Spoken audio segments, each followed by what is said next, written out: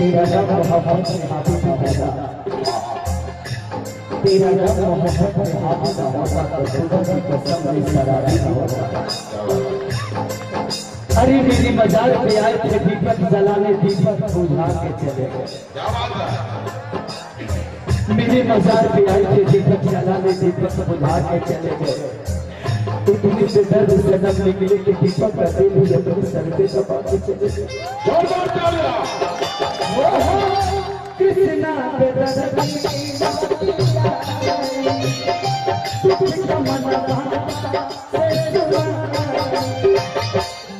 पवन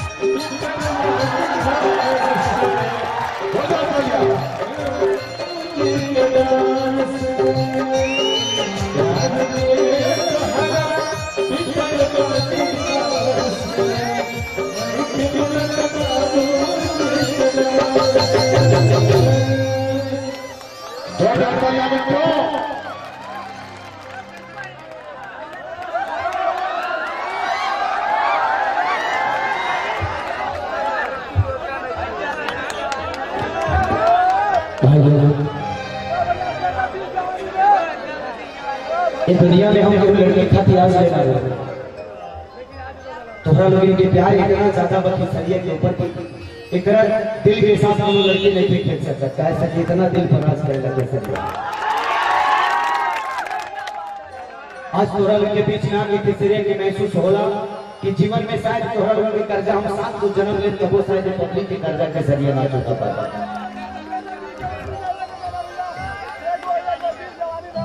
आज हम अपने बाप से भी ज्यादा रुआ सबसे प्यार करेंगे।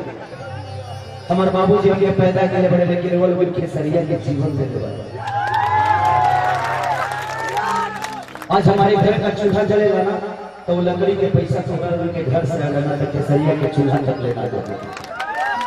आज हमारा शरीर पर हमारा घर बंगला गाड़ी घोड़ा जितना भी बा सब तोहरा लोग के चंदा देहल पैसा आना तक केसरिया आज भी फकीर बकाल भी फकीर है। एगो भाई चलाने वाला आदमी को एगो लिट्टी चोखा बेचे वाला आदमी के एगो दूध बेचे वाले के तो इतना पैसा जीवन में देला हम पूरा पब्लिक के पैर छू के प्रणाम करते हैं। जिंदगी में थोड़ा उसे बिछड़े के गम रह जाएगा, बाकी कुछ ना। कई दिन रहे कि सरिया के देखे कि दूसरा आदमी ना आज लाखों की भीड़ हो जाता।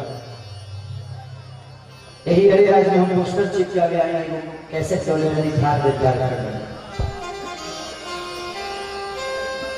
कि बेटा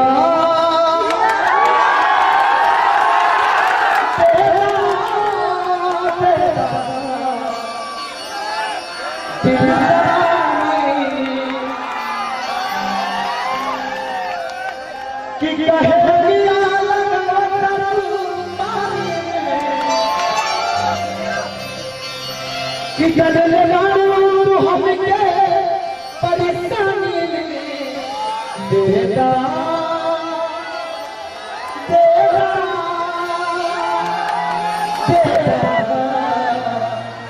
दिल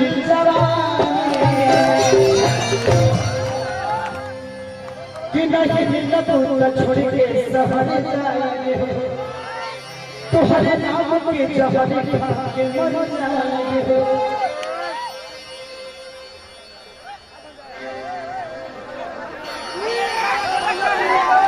कि भेद पढ़ी हम तू कहानी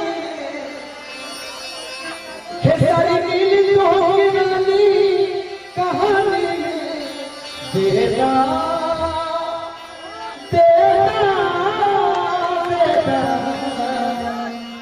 दिल आज के प्यार की सरिया के कलाकार बना दिया कि जिंदगी में शायद सच में हमें कर्जा ना चुका पाए, शायद हमें ना ये दुनिया के कोनो भी कलाकार कुंवर सर के कर्जा ना चुका पाए, चाहे उनकी शादी हो चाहे सुबह शर्मा हो। आप लोग जितना प्यार अपने कलाकारों से करते हैं शायद उतना प्यार दुनिया में कोई अपने औलाद से भी नहीं करता है। इसीलिए सबको मैं भगवान स्वरूप समझता हूँ, इसलिए फिर दोबारा चरण छोड़ रहा हूँ। जिंदगी में ऐसे ही प्यार देते हैं, ऐसे शादी करते। चलिए बहुत सारे कलाकार, हमारा छोटा भाई है आलम जो कि आप सबके बीच